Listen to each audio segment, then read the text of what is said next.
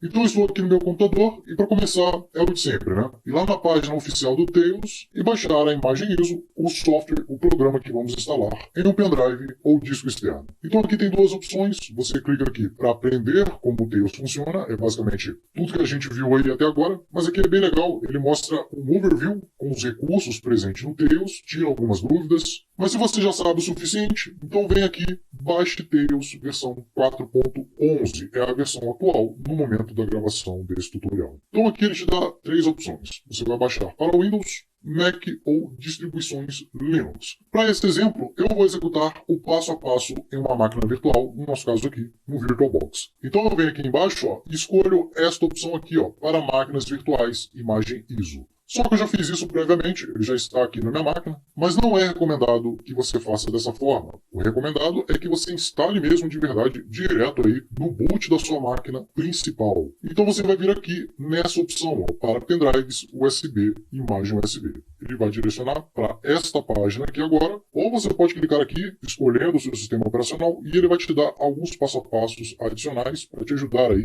a fazer a instalação. E nessa próxima página ele dá duas opções: fazer o download direto ou então baixar via torrent. Baixando diretamente uma imagem lá do servidor, ele pede para que você verifique o seu download, aquele mesmo procedimento de se certificar que o arquivo é autêntico e íntegro. E olha que legal, para você que acha muito complexo todo aquele procedimento de verificação de assinatura, hash, aqui ele te dá uma extensão que te ajuda a verificar a assinatura do arquivo de imagem do Tails. Baixado e verificado o arquivo de imagem, vamos então à instalação do Tails. Mas antes você precisa preparar um drive USB, um pendrive. Para isso você vai precisar de um desses dois aplicativos aqui, ó, o Etcher ou o Rufus. E, só para informação, ambos são open source e eu vou deixar aqui na descrição o link para o download desses dois programas na versão portable, ou seja, auto-executável. Você dá dois cliques e o programa já inicia sem precisar de instalação. Em Flash from File você escolhe a imagem ISO. Clica aqui, vai lá e adiciona dois cliques. E pronto, arquivo adicionado. Agora você vai selecionar onde você quer instalar esse arquivo de imagem. Então você clica aqui, Select Target, e aqui você vai escolher a sua unidade USB, seu pendrive. Nesse momento, se você já não fez isso, é hora de inserir o pendrive no seu computador. Assim que você fizer isso, ele deve aparecer aqui.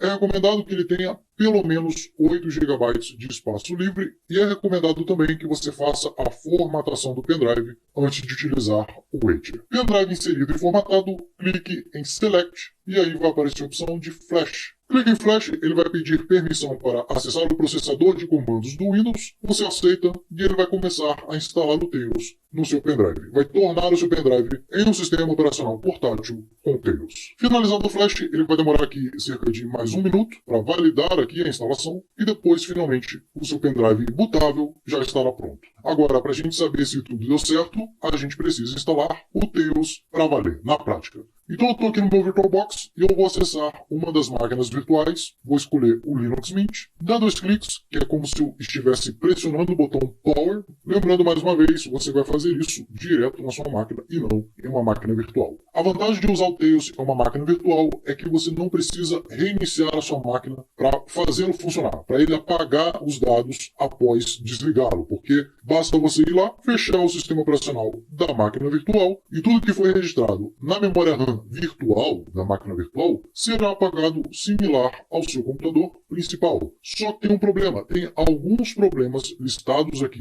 pelos desenvolvedores do Tails e eu vou deixar aqui na descrição, se você quiser operar com o Tails dentro de uma máquina virtual, saiba das suas limitações. A princípio, você vai quebrar o design de segurança e privacidade do Tails. Então, tenha isso em mente. Para fazer isso, basta você ativar a opção EFI lá na sua máquina virtual. Feito isso, basta ligarmos a nossa máquina virtual ou então o computador principal e já na sequência apertar a tecla responsável por acessar a BIOS ou a BIOS. No meu caso aqui, como eu estou utilizando o VirtualBox, é o F2. Entretanto, busque aí no manual do seu computador ou então no site qual é a tecla responsável. Eu vou deixar essa lista aí com a tecla ou com as possíveis teclas dos principais fabricantes, como Acer, Asus, Dell, Lenovo, Samsung e etc.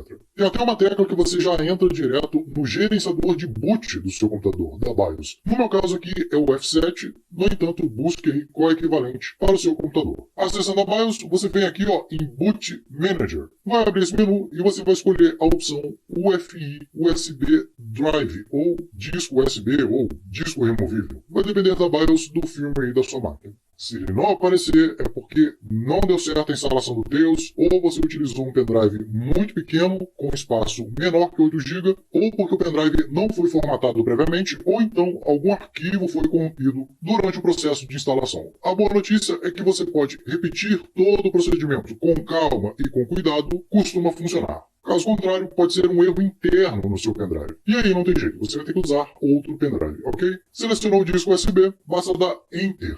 E aí vai começar o processo de instalação. É tudo automático, não precisa clicar em nada. Se aparecer essa tela aqui, se você quiser acelerar, basta dar Enter. Se não, deixa rolar. Vai demorar cerca de 2 a 3 minutos no máximo, a depender da velocidade de gravação do seu pendrive. Se daqui a pouco aparecer essa janela, Welcome to Tails, sinal que ele foi instalado com sucesso. E agora você pode configurar as suas preferências. Linguagem, como ele é um sistema operacional isolado, eu costumo deixar mesmo o português. Ou então você pode deixar o inglês mesmo. Informa aqui o modelo do seu teclado e pronto, já podemos então iniciar o Tails. No entanto, você pode vir aqui embaixo para fazer algumas configurações adicionais, se você quiser, é opcional. Você pode clicar aqui nessa interrogação e ele vai abrir a documentação para você entender melhor como funciona os adicionais. Nesse caso aqui eu vou fechar e eu só vou mostrar a parte de adicionar uma bridge. Nesse caso você vem aqui em Network Connection e se você quiser esconder o tráfego Tor do seu ISP, do seu provedor de internet, basta você vir aqui e selecionar uma ponte. Clica aqui em Add e depois, quando iniciar o Tails, ele vai te dar a opção para configurar uma ponte padrão ou uma ponte customizada. Nesse caso eu vou deixar como está, conexão padrão, Start Tails. Talvez demore alguns segundos, mas já abre aqui a tela com o Tails. E aqui, abriu. Ele vai fazendo aqui algumas configurações em automático e você não precisa fazer nada. E no meu caso, como eu estou conectando através de uma máquina virtual, ele vai automaticamente se conectar à rede da minha máquina. No seu caso, se você não estiver executando dentro de uma máquina virtual, você vai ter que ir até esse ícone aqui, clicar e configurar a sua rede local. Aqui tem outras configurações. Não é o objetivo desse tutorial, até porque o Tails é muito intuitivo, muito fácil de usar. Para você saber se está tudo ok, se o Tails está encaminhando o tráfego para dentro da rede Tor, basta você vir aqui em Aplicativos e Navegador Tor. O mesmo que fizemos para o Unix. E perceba que esse Tor Browser carrega um pouco diferente do Tor Browser do sistema principal, porque ele também é uma versão modificada exclusiva para funcionar no Tails. Vai abrir essa página e basta você clicar aqui em Checar Tor. E ele vai te falar se você está conectado ou não à rede Tor. E deu essa mensagem, congratulations, pronto. Você já pode então utilizar tudo de bom que o Tails tem a oferecer. Agora, para encerrar esse tutorial, eu preciso mostrar para vocês como o Tails funciona na prática. Então eu criei aqui 4 arquivos, eu fiz algumas configurações. Então aqui eu tenho uma imagem que eu criei no GIMP, aqui um arquivo de texto com o nome teste, esse daqui é um arquivo de texto também, só que no LibreOffice, e aqui é um arquivo de configuração do KeePass. Agora eu vou desligar essa máquina virtual e vou religá-la e vocês vão ver que nada vai estar aqui. Ou melhor, o Tails vai iniciar do zero, como se estivesse instalando ele da primeira vez. Então eu venho aqui, clico em fechar, ele vai perguntar aqui se eu quero desligar. Sim, desligar a máquina. Então aqui, desligou a máquina virtual, 2 cliques para ligar novamente, e aqui F2 para a gente entrar lá nas configurações. Vamos lá, escolher o pendrive bootável e ele vai iniciar a instalação como se fosse da primeira vez. Então essa foi a aula sobre o Tails. Próxima aula, aula 17, vamos recapitular tudo que a gente viu nessa primeira parte do módulo 2. Essa aula vai ser muito importante para a gente entender a diferença entre cada uma dessas ferramentas, limitações, vantagens e desvantagens de cada um. Tor, máquina virtual, Unix e Tails. Então é isso, nos vemos lá. Até a próxima.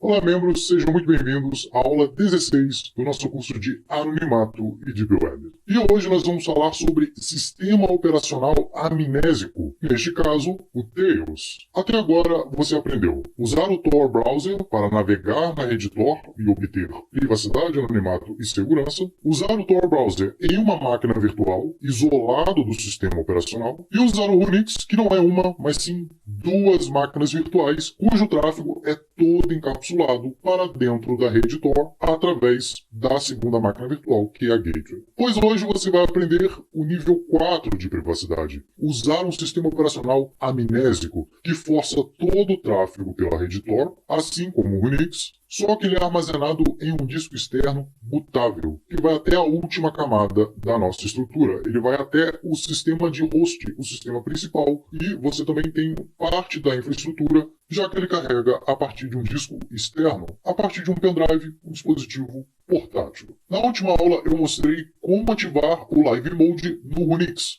Neste modo, tudo que você faz ali no Live Mode, criar uma pasta, configurar um aplicativo, é apagado quando você reinicializa o Unix. E isso é uma ótima opção se você não quiser deixar rastros no Unix. Só que tem algumas limitações. Por si só, iniciar uma máquina virtual em Live Mode, iniciar o Unix em Live Mode, não é amnésico, porque as atividades realizadas dentro da máquina virtual ainda podem ser armazenadas no disco de host, em locais que são difíceis de revisar, pelo menos para a maioria. Então, por exemplo, se algum especialista forense tiver acesso à sua máquina onde você estava rodando o Unix, ele certamente vai encontrar alguns arquivos residuais que foram armazenados no seu HD. Mas tem uma tática que inibe isso, e eu vou mostrar na próxima aula, na revisão sobre esses tópicos: Tor, máquina virtual, Unix e Tails. Outro problema é que sistemas operacionais de host, o sistema principal, geralmente usa troca ou paginação, que copia parte da memória RAM para o disco rígido. O Windows tem isso por padrão, mas é possível desabilitar isso indo lá nas opções avançadas de sistema. Lembrando, se você tiver pouca memória RAM dedicada ao seu sistema, você pode ter problemas. Então, muita cautela ao mexer nisso daí. A outra limitação é que mesmo com o disco virtual configurado como apenas leitura, algo que vimos na última aula, o malware ainda pode escapar da máquina virtual e ter acesso ao espaço dedicado ao sistema operacional, ao disco real. Sim, isso é uma possibilidade. Por isso que o bom senso do usuário ainda é a principal defesa. Para resolver esse problema de persistência, surge então, como opção, o Tails. Tails é um sistema operacional criptografado e anônimo que reúne ferramentas de privacidade de código aberto amplamente usadas em um dispositivo minúsculo como o pendrive. E assim como o Unix, o Tails é de código aberto. Ele é uma distribuição Linux, também baseado em Debian, outra distribuição do Linux, e é considerado um dos sistemas operacionais mais seguros do mundo. Vamos lá, como funciona de fato o Tails? Enquanto um sistema operacional convencional armazena os programas em uma memória permanente, um HD ou um SSD,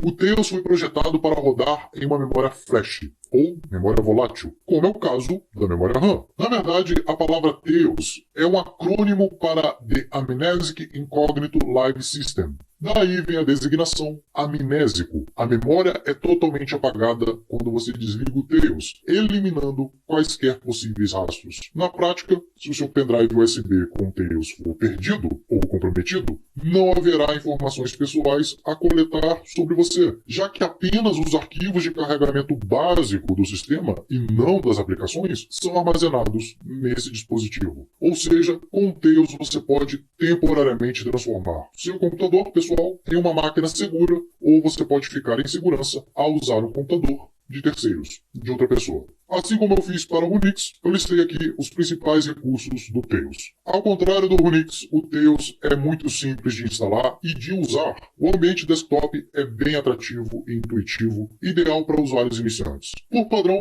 o Tails falsifica o MAC, que é um identificador exclusivo do seu computador. Lembrando que o VirtualBox também faz isso. Ele também traz algumas configurações de segurança para aplicações, como isolamento de fluxo dentro do Tor e o AppArmor, assim como no Unix. Requisitos mínimos de hardware e sistema, já que ele visa exatamente isso, a compatibilidade com diversos aparelhos, com diversas máquinas, mecanismo de prevenção contra ataque cold boot e várias técnicas de resgate forense, eliminando basicamente qualquer vestígio daquela sessão e suporte para criptografia hierarquia de dispositivo. Se você, por exemplo, precisar armazenar alguma coisa no Tails, precise que tenha um armazenamento persistente, as poucas informações, como chave PGP, informações de carteira Bitcoin, senhas Wi-Fi, etc., o Tails te dá uma opção para você armazenar tudo isso com segurança em um volume separado e criptografado. Só uma observação: adicionar um armazenamento persistente enfraquece a segurança e a privacidade do Tails, já que o Tails foi projetado por design para não deixar rastros. E para garantir que o Tails vai atender o maior número de usuários possível, os desenvolvedores adicionaram um pacote com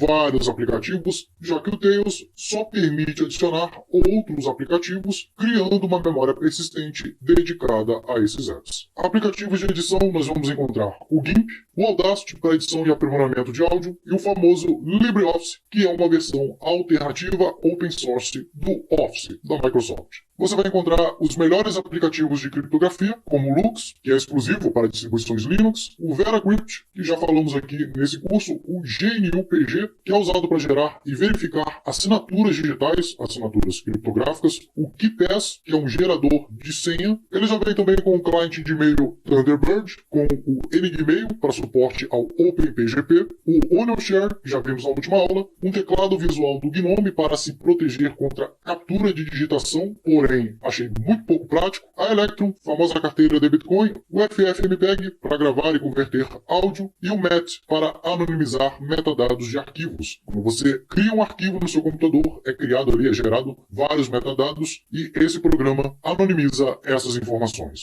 Visto a aula teórica, o conceito por trás do Tails, vamos então para a aula prática.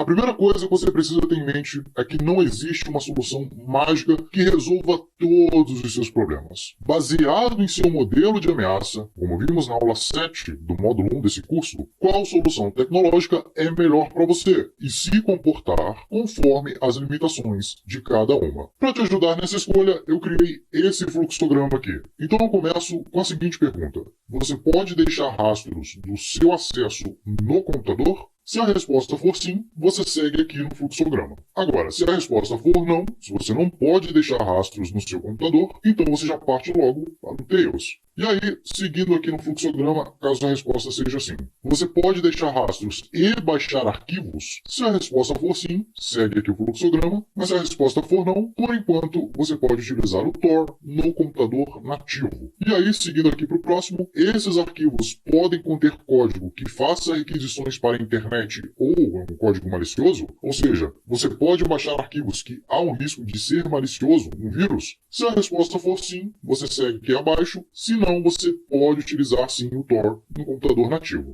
E aí, seguindo para a última pergunta aqui do fluxograma, você se importa de ter o seu anonimato violado ao baixar algum arquivo? Se a resposta for não, você pode usar o Tor na máquina virtual com o Windows ou com o Linux, em uma máquina ou sistema que você não se importa de ser infectado, apesar de ser um tanto estranho, né? Mas talvez seja uma máquina velha, não tem nada demais ali, então tudo bem. Agora, se a resposta for sim, então você precisa utilizar o Unix, já que ele é um conjunto com duas máquinas virtuais que vai proteger ali o seu sistema principal de qualquer arquivo malicioso. Então, se você não pode deixar rastros, utilize o Tails. Se você pode baixar arquivos, mas não se importa dele ser malicioso, você pode usar o Tor no seu sistema principal ou então em uma máquina virtual comum. Caso contrário, se você se importa que o arquivo que você venha baixar possa danificar aí o seu sistema, possa comprometer o seu anonimato, é melhor então utilizar o Unix. Item 2 do nosso checklist aí das boas práticas de anonimato. Use compartimentos. Eu já disse isso lá no módulo 1, mas vale a pena frisar sempre que possível. E isso deve estar intrínseco nas suas boas práticas de navegação. Jamais use o seu acesso anônimo para acessar informações pessoais que precisam da sua identificação real ou tarefas que podem ser facilmente relacionadas a você. Para isso, você pode usar, por exemplo, máquinas virtuais, onde cada sistema virtualizado corresponde a um compartimento específico. Uma máquina virtual para assistir certos tipos de conteúdo, a outra para baixar arquivos na internet, uma outra para acessar a Deep Web e assim por diante. E isso pode ser traduzido como nada entra ou sai do acesso Tor. É basicamente isso que significa utilização de compartimentos. Ou seja, jamais use, ao fazer um acesso anônimo, contas que estejam vinculadas a você, como redes sociais, e-mails e etc. E jamais use, fora do acesso anônimo, contas que você usou no acesso anônimo. Vai misturar ali as suas identidades e pronto, você acaba de quebrar seu compartimento ou seus compartimentos e a sua segurança e seu anonimato. Se por acaso você precisa criar uma conta, adicionar uma conta, crie essa conta durante o acesso anônimo em provedores que não exigem dados ou com todos os dados falsos, dados inventados mesmo. Jamais informe dados pessoais verdadeiros no seu acesso anônimo. Utilize lá as ferramentas do modo 1, como e-mails temporários, mensageiros privados e etc. O ideal é que essa prática faça parte da sua rotina de navegação até se tornar um hábito, até ser algo automático para você. E agora, os cuidados ao utilizar cada uma dessas tecnologias, cada uma das ferramentas que vimos aí até agora. Ao utilizar o Tor Browser, o navegador Tor, no seu computador nativo, evite downloads ao máximo, a menos que você realmente saiba o que está fazendo. É o famoso bom senso do usuário. Antes de usar o Tor Browser ou mesmo de instalá-lo, certifique-se de que não há programas espiões em sua máquina que possam comprometer o seu anonimato e a sua segurança. Se possível, faça uma formatação do zero ou crie uma partição exclusiva e faça uma instalação limpa de outro sistema operacional, inclusive para sua navegação anônima, que é o caso do Dual Boot. Eu faço isso e recomendo, principalmente utilizando distribuições Linux, que são open source, código aberto. Não instale extensões ou plugins no Tor Browser além das recomendadas, que é o caso do NoScript, o uBlock Origin e o HTTPS Everywhere. Agora, se você quiser ficar ainda mais disperso na multidão, você pode eliminar essas extensões, elas te dão ali um grau de segurança maior, ajudam o Tor Browser a bloquear ainda mais rastreadores, no entanto,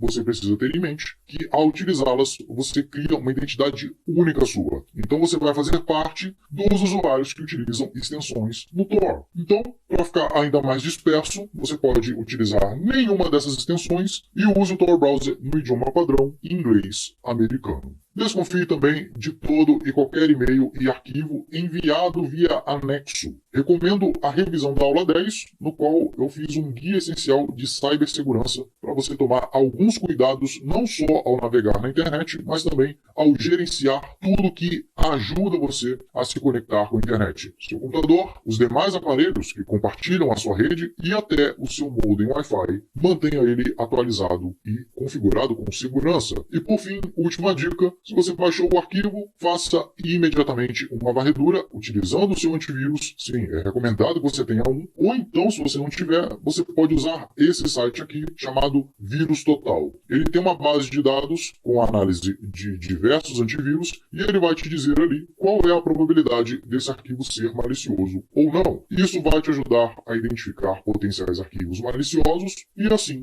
evitá-los e manter aí a sua segurança e o seu anonimato. Agora os cuidados ao utilizar o Tor Browser em uma máquina virtual comum. Alguns tipos de malware ainda conseguem escapar do ambiente isolado da máquina virtual, apesar disso ser raro. Portanto, vale a velha máxima, mantenha-se cauteloso ao baixar qualquer arquivo. E lembre-se sempre da estrutura da máquina virtual, que a partir da execução de qualquer outro programa, que não seja o Tor Browser, pode haver conexões não anônimas com a internet, violando assim o seu anonimato. Instale um monitor de rede para analisar melhor o comportamento dos arquivos que você baixa, qual programa está se comunicando ali com muita frequência com a rede externa. Suspeite de programas com esse comportamento. E por fim, criptografe os discos virtuais dos sistemas convidados da máquina virtual. A versão mais recente do VirtualBox tem essa opção, como vimos lá na aula sobre máquinas virtuais. Isso vai dificultar bastante a coleta de informações residuais por um forense ou um malware, por exemplo. Agora os cuidados ao utilizar o Unix. Lembrando, o Unix é muito seguro, no entanto, não é uma solução mágica. Como vimos na aula sobre o Unix, é possível utilizar um sistema operacional diferente como Workstation, como por exemplo o Kali Linux. evite usar outros navegadores além do Tor para acessos anônimos dentro dessa workstation customizada, uma vez que esse navegador, ou esses navegadores que você vai utilizar, não são projetados para anonimato como o Tor Browser. Jamais mantenha arquivos que possam te identificar na workstation. Mais uma vez aqui, o velho bom senso. Se suspeitar de comprometimento da sua workstation, você vai lá e exclua. Ou melhor ainda, exclua o virtualizador, ou a VirtualBox, e reinstale o seu sistema operacional, a depender, é claro, do seu modelo de ameaça. Usar o modo live no Unix pode tornar a sua navegação exclusiva, já que os arquivos de cache para conexão com o Guardian Node, o nó de entrada do circuito Tor, serão baixados com mais frequência, e aí aquele mesmo problema de identificá-lo como utilizador de um sistema específico. E isso também vale, como vimos, para o Tails. E por falar em Tails, vamos então às boas práticas a utilizar esse sistema. As informações do pendrive bootável podem conter arquivos residuais mínimos que podem identificar a sua sessão. E para evitar qualquer vestígio, a depender novamente do seu modelo de ameaça, se sua ameaça for muito grande, destrua a unidade removível utilizada após acesso. Isso pode soar bastante radical para algumas pessoas, no entanto, para outras, isso pode salvar a vida delas. Então, triture o pendrive, coloque fogo, derreta, etc. Garanta que o hardware, o meio físico, será totalmente inutilizado. A depender do seu modelo de ameaça, o Unix pode ser uma opção melhor que o Tails. O Tails é mais indicado para acessos remotos e fora do seu endereço físico, como por exemplo em um café, estação de metrô, aeroporto e etc.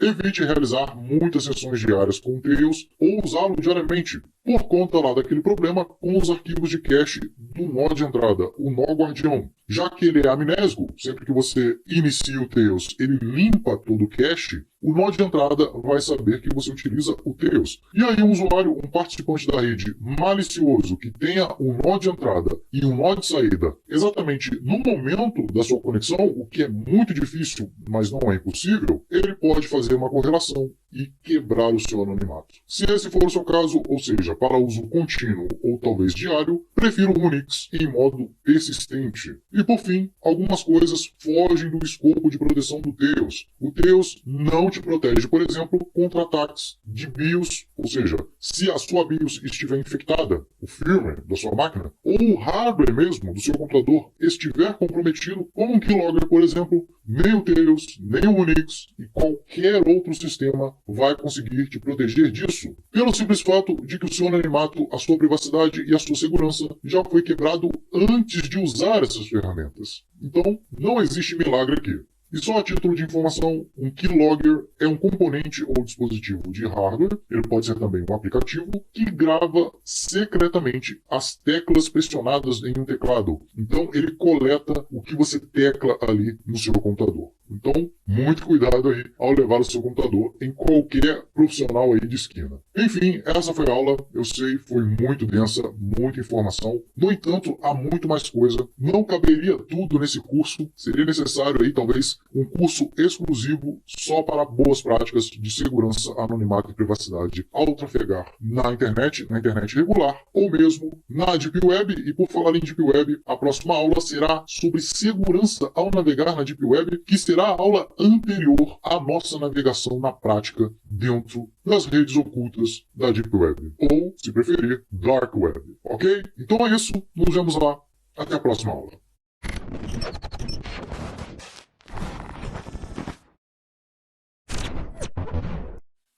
Olá, membros, sejam muito bem-vindos à aula 17 do módulo 2 do nosso curso de Anonimato e Deep Web. E nessa aula a gente vai fazer uma revisão de tudo que foi aprendido até agora e em seguida alguns hábitos, algumas boas práticas a utilizar esses programas, esses sistemas. Então vamos lá recapitulando os principais pontos que vimos até agora sobre Tor, máquinas virtuais, Unix e Tails. O que o Tor Browser fornece ao usuário? Navegação anônima na internet comparado a outros browsers, a outros navegadores, Não permite trackers, rastreadores, já que ele não armazena cache, histórico de navegação e cookies. Com isso, não é possível distinguir você dos demais usuários que utilizam Tor. É claro, desde que seja configurado corretamente conforme vimos na aula exclusiva sobre o Tor. Agora, o que ele não pode fornecer é anonimato para todos os programas que rodam no host do computador nativo. A ausência de rastros da execução do Tor no sistema de host. Ele não consegue apagar os rastros da sua própria execução no sistema operacional, já que isso só pode ser resolvido a nível de sistema. Então, cabe ao usuário resolver esse problema. E outra coisa que ele também não pode fornecer é o bom senso do usuário ao navegar na internet. E isso vai valer para todas as soluções que aprendemos até agora, para todos os sistemas. Bom senso do usuário ainda é necessário e ainda é a sua principal defesa, ok? Já usando o Tor dentro de uma máquina virtual, ele vai fornecer tudo aquilo que o Tor Browser já fornece, mas a ausência de rastros da execução do Tor no seu computador, no sistema principal. Ainda assim, essa configuração não vai te fornecer anonimato para todos os programas que rodam no host computador nativo e tampouco para os programas que rodam dentro do sistema virtualizado, dentro da máquina virtual. E ele também não vai te fornecer anonimato caso um vírus passe pela máquina virtual, porque isso é possível em raros casos, mas sim. E mais uma vez, o bom e velho bom senso do usuário. Agora, usando o Unix, você já começa a ter mais proteção na sua navegação. Então, além de você ter tudo que o Tor Browser já te fornece, você vai ter ausência de rastros da execução do Tor Browser no computador, já que ele vai rodar dentro de uma máquina virtual isolada do seu sistema principal e anonimato para todos os programas que rodam dentro da máquina virtual isolada, lá da Workstation. Mas ainda assim, o Unix não pode fornecer, pelo menos de forma padrão, a ausência de rastros da execução do próprio Unix no computador principal, no sistema de host. No entanto, há algumas configurações avançadas que você pode fazer para mitigar esse problema, ou para pelo menos dificultar que esses rastros sejam coletados. Já vou mostrar para vocês nos próximos slides. E ele também não garante o seu anonimato caso o computador já esteja infectado antes da instalação da máquina virtual, do virtualizador e do Unix. E por último, o Tails. O que é que o Tails fornece? Tudo que o Tor Browser fornece, a ausência de rastros da execução do Tor Browser no computador, anonimato para todos os programas que rodam no computador usando o Tails, dentro do Tails, e a ausência de rastros da execução do Tails do próprio computador principal. Mas isso não significa que ele seja uma solução milagrosa. O Tails não vai garantir o seu anonimato caso o computador onde você vai instalar o Tails já esteja infectado antes da instalação. Para ficar ainda mais fácil, eu resumi tudo isso nesta tabela comparativa aqui. Então, IP camuflado na conexão. Você vai ter no Tor Browser rodando no sistema principal, no sistema de host, na máquina virtual, com o Tor dentro da máquina virtual, no Unix e no Tails. Ambiente isolado você não vai ter no Tor Browser, mas você vai ter em uma máquina virtual, no Unix e no Tails. O IP camuflado em todo o sistema você não terá usando só o Tor Browser ou o Tor Browser em uma máquina virtual, mas consegue usar o Unix e o Tails. Agora, eliminar todos os vestígios, ou seja, não deixar dados residuais da sua sessão, só é possível com o Tails. Agora, eu listei uma série de tabelas comparativas entre Tor, Unix e Tails. Não é objetivo passar detalhadamente por cada um desses itens. Se você quiser saber mais, basta clicar nesse link aqui. A referência não só desses comparativos, mas também vários outros que eu deixei de fora, inclusive com cada uma das notas de rodapé mencionadas aqui em vários itens, que são aqui esses números e termos pintados de azul, ok? Então essa é a tabela de fatores gerais. Como você pode notar, o Tails leva melhor aqui em praticamente todos os itens, com exceção desse último aqui, ó, que os desenvolvedores não são anônimos. Isso para mim não é um fator negativo. Talvez leve a acreditar que algum desenvolvedor tem alguma má intenção. No entanto, cabe lembrar que o projeto é open source, que qualquer um pode participar e aprimorar esta ferramenta, da mesma forma que eu não acredito, por exemplo, que a função de Live USB, ou seja, inicialização via USB, seja um ponto negativo. Vai depender do seu modelo de ameaça, vai depender da sua estratégia de obter anonimato e privacidade. Apesar de que tanto o Unix quanto o navegador Tor podem ser inicializados por USB, ou seja, eles podem ser utilizados como programas portáteis. Você pode rodar dentro de um disco externo e não dentro do sistema principal. Já vamos ver isso daqui a pouco. No entanto, apenas o Tails é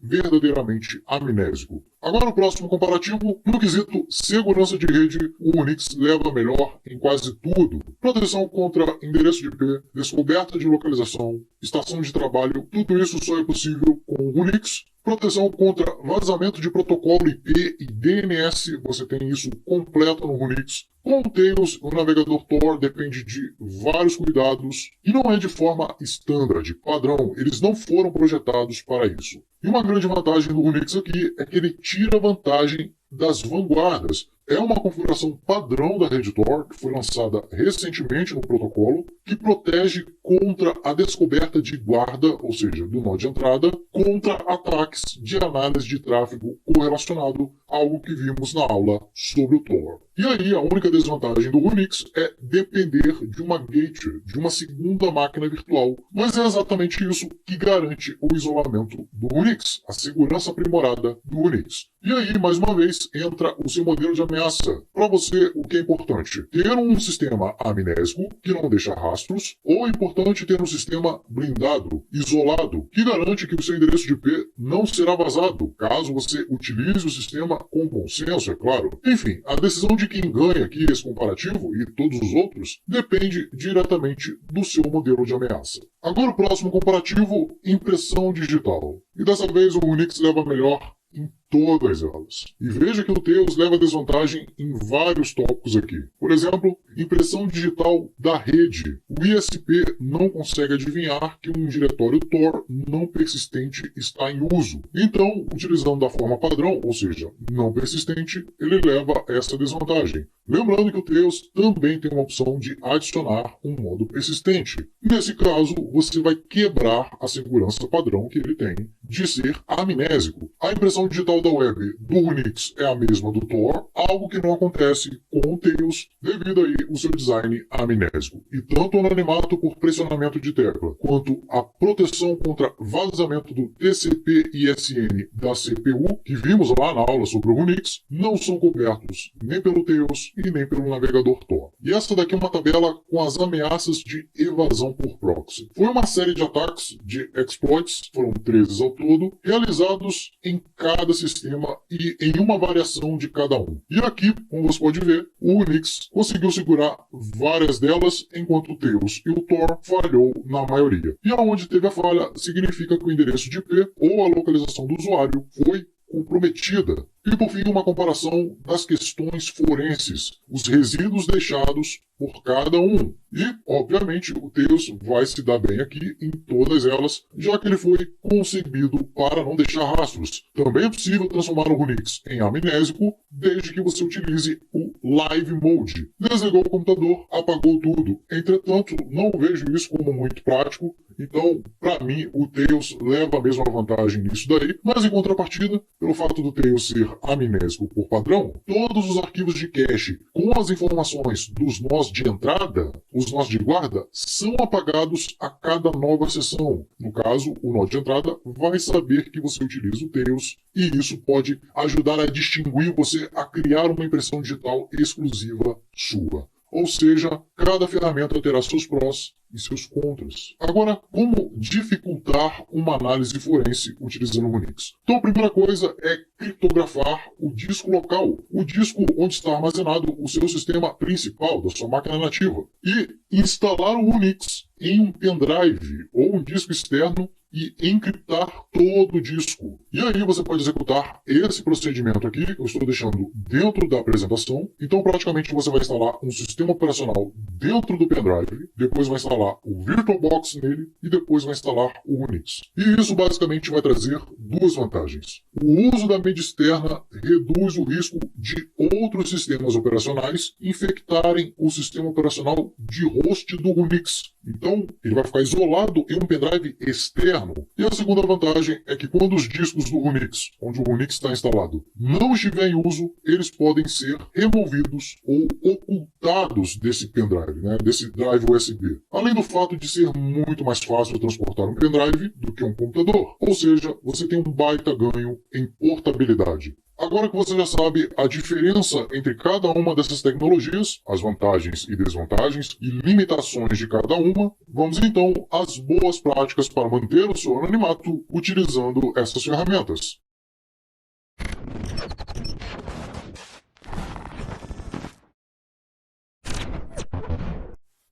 Olá, membros, sejam muito bem-vindos à aula 18 do módulo 2 do nosso curso de Anonimato e Deep Web. E essa é a última aula antes de entrarmos na parte de navegação nas redes ocultas da Deep Web. A aula de segurança ao navegar na Deep Web. Bom, com base em tudo que vimos até agora, façamos um breve exercício lógico. Pessoas usam a Deep Web como forma de permanecer anônimo e eles têm sucesso com isso. Inclusive os criminosos, os bandidos. Logo, a Deep Web fornece segurança e anonimato não só para criminosos, mas para todos os usuários, já que a rede é neutra, ela serve para qualquer usuário. Ato contínuo, a Deep Web também lhe fornecerá segurança ao acessá-la. O que significa, por conclusão lógica, que você estará mais seguro acessando a Deep Web do que acessando a Surface Web, a internet regular. Ora, se você já está seguro por design ao acessar a Deep Web, essa aula se encerra por aqui.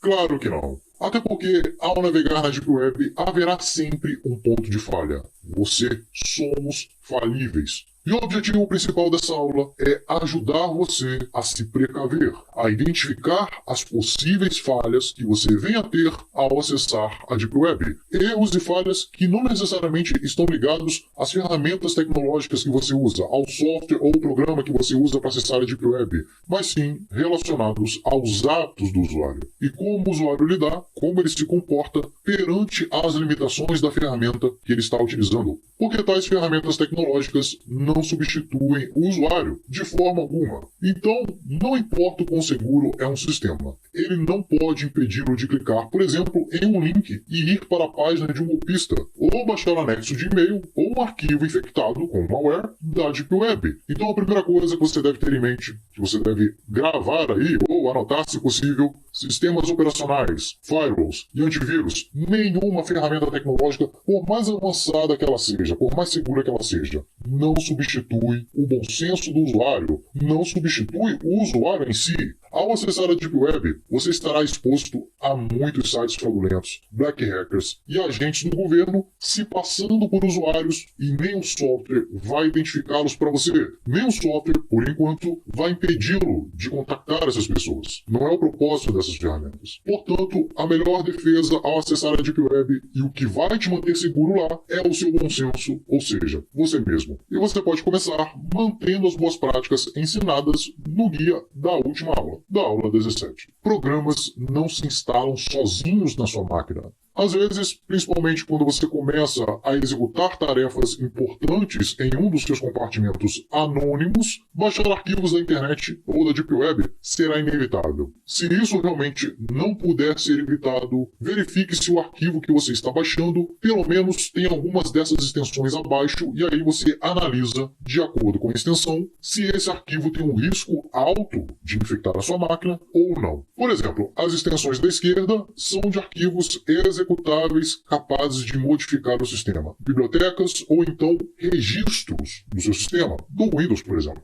Logo, ao baixar um arquivo com alguma dessas extensões, você já vai saber que o risco de ser infectado é alto. Agora, esses aqui do lado direito são arquivos de mídia, que são executados por programas que já estão instalados em seu computador, então o risco de infecção por esses arquivos já é considerado baixo, mas com algumas ressalvas, algo que vamos ver daqui a pouco nos próximos slides. Certo, então você está lá na Deep Web, de boa, contratando lá um serviço, dali a pouco o vendedor pede para que você baixe um arquivo. Para concluir a transação, para concluir lá o fornecimento do serviço ou a aquisição do produto, você precisa baixar lá aquele arquivo. É bem suspeito, mas você quer o serviço de todo jeito, só por ali que você vai conseguir, então você precisa baixar esse arquivo. E agora? Relaxa, respira, porque lembre-se, programas não se instalam sozinhos. Baixou o arquivo, então você vai lá na pasta de download e vai executar alguns procedimentos de segurança que eu listei aqui, e isso aqui é exclusivo para computadores. Smartphones têm uma segurança muito maior do que computadores, já vou explicar logo adiante. Mas vamos lá, primeiro você vai clicar em propriedades e confirmar qual a extensão real do arquivo. É um malware, mas ele coloca ali .png, .jpeg, MP3, MP4, ou seja, para enganar o usuário, fazê-lo acreditar que aquilo não é um arquivo malicioso. Uma vez baixado o arquivo e depois de ter feito essa checagem inicial, faça uma varredura com o antivírus ou utilizando aquele site lá, o Vírus Total, para se certificar de que realmente não há ali aparentemente nenhuma coisa errada, nenhuma coisa estranha com esse arquivo que você acabou de baixar. É uma análise mais profunda. Próximo passo, se for de uma fonte desconhecida ou fora de contexto, abra o arquivo em uma máquina virtual. Porque tem uma chance, por menor que seja, desse arquivo ser malicioso. Então, abra em uma máquina virtual ou mesmo em máquinas isoladas como Unix. Mas antes de abrir esse arquivo, uma dica aqui. Desconecte da rede. Desconecte o seu computador da internet. Por quê? Porque se esse arquivo estiver infectado, se ele for um programa malicioso, malware, a primeira coisa que ele vai fazer é tentar se conectar à internet. Seja para tomar o controle da sua máquina, seja para injetar mais códigos maliciosos para chegar a esse fim, controlar o seu dispositivo, ou simplesmente coletar informações sobre o seu dispositivo, sobre sua máquina, e enviar para um servidor externo, para o servidor do atacante. É a primeira coisa que esse malware vai fazer, caso ele tenha sido programado para isso. Bem, se o arquivo realmente for malware, depois de executado na sua máquina, há pouco a se fazer. Se logo após abrir o arquivo ou instalar o programa e notar algo estranho, como tela travando ou janela de comando abrindo, execute os procedimentos de segurança rapidamente, que é deletar o arquivo e a máquina virtual, excluir a máquina virtual, ou mesmo, a depender da importância do seu compartimento, desse compartimento anônimo, ou então do seu modelo de ameaça, formate o disco, apague tudo e instale o sistema do zero, ou então destrua o drive, destrua tudo, jogue fora e é isso aí.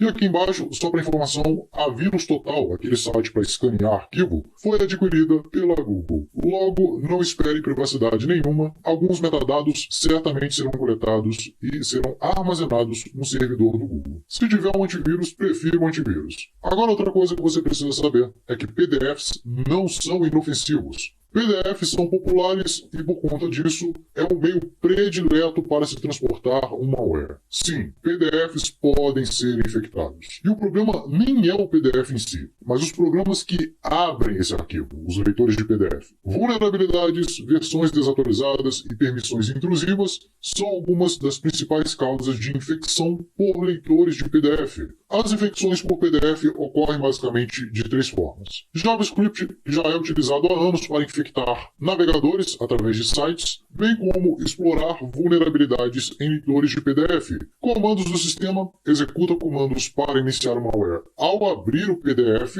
explorando mais uma vez a vulnerabilidade dos leitores e por objetos ocultos. PDFs podem ter objetos embutidos e criptografados que evitam que sejam analisados por uma varredura de antivírus, e ali esses objetos geralmente são mídias, ou arquivos de imagem ou vídeo, que contém ali códigos maliciosos que são executados quando o usuário abre o arquivo ou então clica ali naquelas mídias. Sabendo disso, aqui vai algumas dicas, alguns procedimentos para evitar a infecção por arquivos de PDF. Primeira coisa é o bom e velho bom senso. O bom senso vai te livrar de muita dor de cabeça. Não baixe ou abra anexo de arquivo enviado por remetente de e-mail desconhecido. Arquivo recebido de alguém que você desconhece, né? Não abra. E mesmo que o remetente seja alguém conhecido, desconfie. Ligue, confirme para ver se realmente ele te mandou aquele anexo, fale com ele presencialmente. Enfim, desconfie sempre. Siga as práticas recomendadas no slide anterior, ou seja, verificar a extensão do arquivo, fazer uma varredura com antivírus e etc.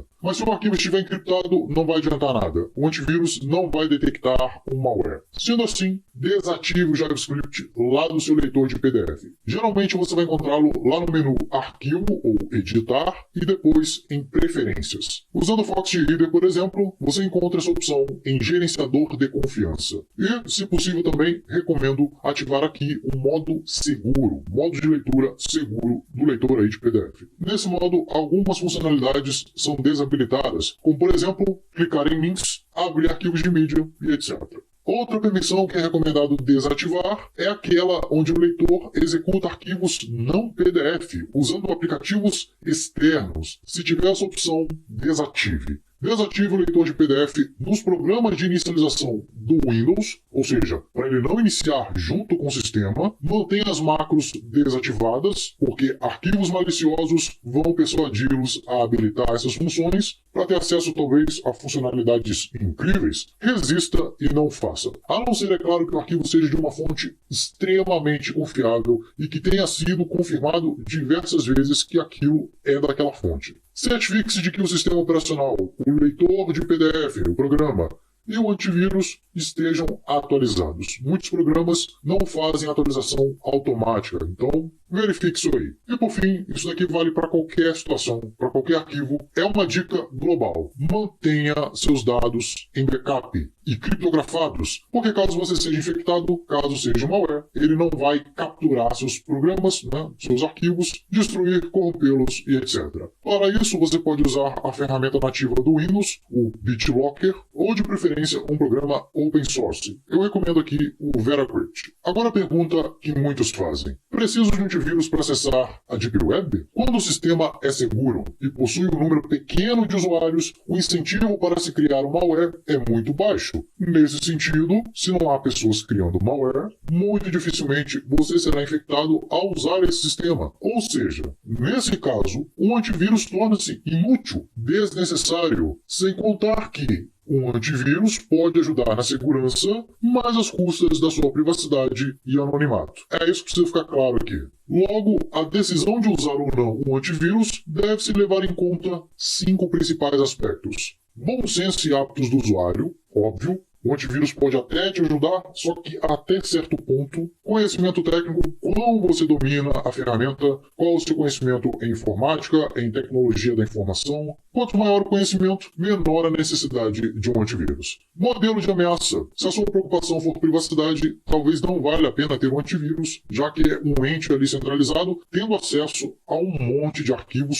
profundos da sua máquina, a nível de sistema. Na verdade, a nível de kernel. Sistema operacional do dispositivo, se for um sistema seguro, não é necessário um antivírus. E por fim, compartimento utilizado. Quanto mais isolado e seguro for o seu compartimento, ou aquele compartimento não tem nada ali que linke você, caso ele seja quebrado, menor a necessidade de um antivírus. E aqui eu listei algumas recomendações da utilização ou não de antivírus, levando em conta o seu tipo de sistema operacional. Sistema operacional que você venha a utilizar para navegar aí na Deep Web. Mas lembre-se, a decisão de usar o antivírus é sua. Leve em conta aqueles 5 aspectos, leve em conta as suas limitações, enfim, não posso decidir o que é melhor para você. Se você usa o Windows, é altamente recomendado utilizar o antivírus, porque além de ser um sistema operacional proprietário, de código fechado, ele é muito popular. Logo, as maiores horas gastas para se criar malwares, vírus, serão dedicadas a esse sistema.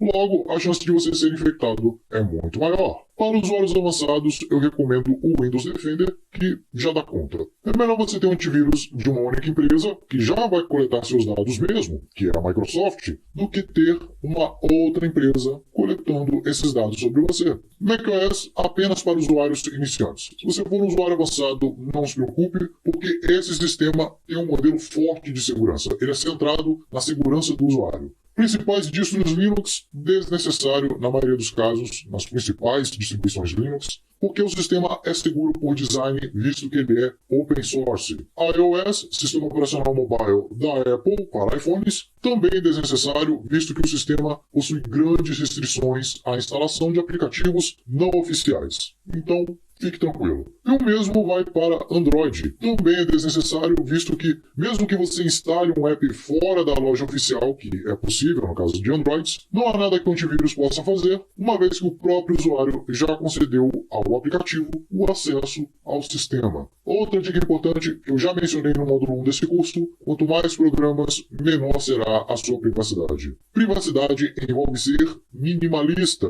Usar o mínimo de programas possível, só o essencial. Usar antivírus, gerenciadores, monitores e tantos outros programas de gerenciamento e proteção até podem adicionar um pouco aí de segurança em alguns casos, em outros não, a depender dos programas que você está baixando, né? Se ele tiver vulnerabilidade ou caso ele tenha erros de propósito, ele pode se transformar em um vírus ao invés de um antivírus. Ou seja, quanto mais programas você utiliza, mais a sua privacidade é minada. Isso sem falar, como eu acabei de mencionar, das vulnerabilidades, problemas de compatibilidade, atualizações, comunicação com inúmeros servidores de terceiros e por aí vai. Já vimos isso na aula 10, mas vale frisar, não é possível ter segurança e privacidade máxima ao mesmo tempo. Ou você tem uma, ou você tem outra. Agora, o papel do firewall. Muita gente confunde firewall com antivírus, visto que muitos programas, os principais, já vêm com firewall integrado. Se você precisa de um antivírus, é muito provável que você também precise de um bom firewall. A diferença principal entre um antivírus e um firewall está em quando uma ameaça de malware é detectada e como ela é neutralizada. No caso do antivírus, ele atua na detecção, ou seja, assim que o arquivo entra na sua máquina, e na neutralização, impedir que esse programa malicioso seja instalado ou executado, enquanto o firewall atua interceptando a comunicação entre o malware e a internet, bloqueando a execução de comandos remotos, já que muitos desses malwares, para passar desapercebido pelo antivírus, eles precisam ser simples, o mais simples possível. Isso faz com que a execução de alguns comandos remotos sejam necessários para que esse vírus faça o que tem que ser feito. Logo, o firewall funciona como um filtro, observando de onde vem e para onde vai a comunicação que sai da máquina e se ela contém requisições suspeitas. Então aqui embaixo temos o antivírus. É como se fosse um raio-x, escaneando cada arquivo que é baixado para o computador, para a máquina. Aqueles que passam pelo scanner e carregam algo suspeito são considerados maliciosos e são barrados, são bloqueados e impedidos de funcionar. Já aqueles que não aparentam carregar algo suspeito são considerados seguros e aí permitidos para serem instalados e usados na máquina. Os programas cuja instalação foi permitida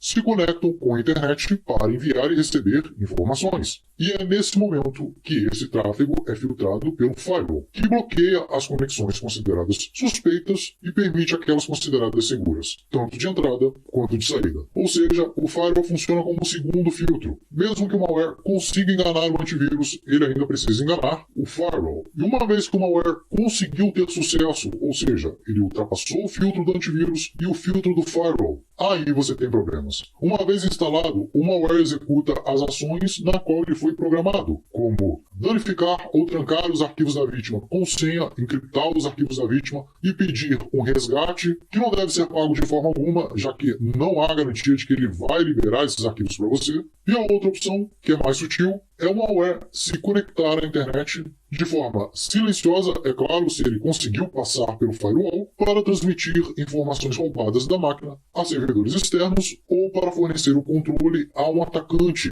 que pode usá-lo para o fim que bem desejar. E as soluções tecnológicas que vimos até agora, nesse módulo 2 do curso, ajudam a te proteger exatamente desse tipo de ataque, como por exemplo, as máquinas virtuais. A máquina virtual permite a criação de um ambiente isolado da máquina nativa, do sistema principal, onde é possível criar regras de firewall e antivírus separados, diferentes da máquina principal. Isso faz com que o malware, que age no ambiente virtualizado, raramente consegue passar para a máquina nativa e, portanto, não mais representa uma ameaça. Pelo contrário, o uso de uma máquina virtual permite você estudar na prática a periculosidade de cada arquivo que você baixou. Porém, ainda assim, uma máquina virtual não é um componente mágico ali que você usa, uma solução mágica. É recomendado seguir os procedimentos de segurança que vimos lá no slide anterior, já que o fato de uma infecção ser rara não implica necessariamente que ela seja impossível. Em raros casos, o vírus pode passar da máquina virtual e ir para o sistema principal. Hackers são pessoas inteligentes acima da média e eles estão aprimorando seus malwares sempre. E ao passo que isso acontece, as ferramentas tecnológicas de defesa também vão evoluindo, vão se aprimorando. Agora, o que o Unix ou Tails fornecem no quesito segurança, já que eles foram projetados para proteger a sua privacidade, seu anonimato. Bem, na Surface Web não existe anonimato e, portanto, não há problemas em programas não autorizados revelarem seu endereço de IP. Não faz diferença nenhuma. Porém, o anonimato é crucial na Deep Web, logo, esse fato merece nossa atenção, pois é exatamente isso que o Unix e o Tails acabam fornecendo, um nível máximo de isolamento do sistema operacional principal, onde é possível baixar arquivos com riscos mínimos de vazamento. Tanto o Unix quanto o Tails encaminha todo o tráfego do sistema via Tor, inclusive do próprio malware que venha a infectar o Tails ou o Unix, e mesmo que o malware tenha acesso a arquivos sensíveis ali naquela máquina, por exemplo, carteiras de Bitcoin, backup de chaves e arquivos do próprio usuário, esse malware ainda não terá acesso ao seu endereço de IP. Logo, o seu anonimato ainda estará intacto, mesmo que esse malware consiga lhe roubar algumas informações suas. A menos, é claro, que você tenha misturado ali as identidades, utilizando ali informações pessoais suas. Aí não vai ter jeito, né? Mas a solução mais eficaz é você mesmo. Você é o seu próprio antivírus e o seu próprio firewall. Estudar, se aprimorar. E além desse curso aqui é só o primeiro passo. Ter bons hábitos de navegação, criar e manter compartimentos e mantê-los isolados, dominar os sistemas e programas que você aprendeu aqui nesse curso, mas não fique só nisso. Busque por outras fontes ou mesmo cursos mais avançados do que esse na área de tecnologia, segurança da informação, informática e etc. Agora respondendo aí algumas possíveis dúvidas, ou as principais dúvidas que eu encontrei aí na internet e resolvi compilar aqui nessa aula. VPN para acessar a Deep Web. Posso? Estarei mais seguro utilizando uma VPN? Definitivamente não. Por quê? Há duas formas de você usar uma VPN em conjunto com Tor e nenhuma delas é recomendada. A forma 1, VPN sobre Tor. Nesse caso, a VPN só vai quebrar o anonimato que você criou com Tor, já que nessa configuração a VPN vai se tornar um nó de saída permanente da sua comunicação. E aí, basta alguém acessar o servidor da VPN, um hacker talvez, ou um governo, e ele vai saber por onde você andou por esse tempo todo, toda a sua comunicação que passou ali pela VPN. E a segunda opção é o Tor sobre a VPN. Aqui a VPN passa a ser um nó de entrada permanente da sua comunicação. E isso, é claro, só vai deixar a conexão mais lenta e no máximo vai fornecer um pseudo-anonimato para os demais acessos, porque lembrando, qualquer coisa, revise lá a aula 13, comparação entre Tor e VPN, você está apenas delegando a confiança que você tinha no seu SP para a VPN. Ambos são centralizados e suscetíveis a ataques. Agora, caso você queira esconder a sua navegação da rede Tor do seu ISP, basta configurar uma ponte, uma bridge e pronto, uma VPN torna-se completamente desnecessária. E caso você queira anonimato para todos os processos do sistema operacional, para tudo que roda ali na máquina, basta usar o Unix ou o Tails. Próxima pergunta, qual sistema operacional devo usar? Observando as medidas já estudadas durante esse curso, durante esse módulo e principalmente nessa aula aqui, use o sistema operacional que você já está acostumado a usar, a máquina, o computador que você já utiliza, visto que todas as ferramentas que vimos até agora podem rodar na sua máquina já que você tem aí. Com algumas exceções, é claro, como o iPhone, que não tem compatibilidade com o Tor Browser, e também com máquinas virtuais. Como já vimos, elas não são compatíveis com smartphones, com aparelhos mobile. Estarei sob constante vigilância de hackers e policiais ao acessar a Deep Web. Hackers, policiais, agentes do governo, o melhor que eles sejam, não são magos ou feiticeiros, que com alguns comandos pronto já tem todas as suas informações. Não. não funciona assim. Toda a ação desses agentes envolve a descoberta e exploração de uma vulnerabilidade específica, e você pode impedir que essa vulnerabilidade ocorra seguindo as recomendações apresentadas até agora, ou eles podem utilizar engenharia social. E essa aqui, infelizmente, costuma ser a mais eficaz, já que o foco é no indivíduo, e o indivíduo é altamente falho. Mas como muita coisa na vida, existe defesa. Só não existe para morte, né? No caso 1, esses agentes sabem que vulnerabilidades na Deep Web são raras e difíceis de serem exploradas. E, justamente por essa razão, eles não vão ficar à espreita do menor deslize para explorar essas vulnerabilidades e te atacar. Então eles vão preferir a opção 2 mesmo. Nesse caso, só depende do seu ceticismo. Desconfie de qualquer serviço que tenha poucas referências lá na Deep Web, ou um usuário que queira ali trocar uma ideia com você fora da Deep Web.